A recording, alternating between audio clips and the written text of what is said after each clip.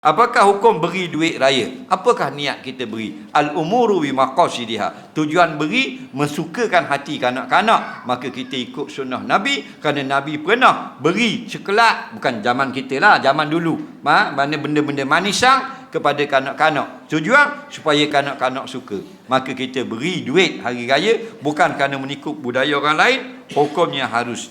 Buat duduk atas pelamin bergambar untuk keluarga, adakah dikira bersanding? Ya, itulah bersanding. Syarat bersanding 4. Pertama, pada hari perkahwinan. Yang kedua, laki-laki dan perempuan. Yang ketiga, di atas tempat yang disediakan khas. Yang keempat, dilihat oleh orang yang datang.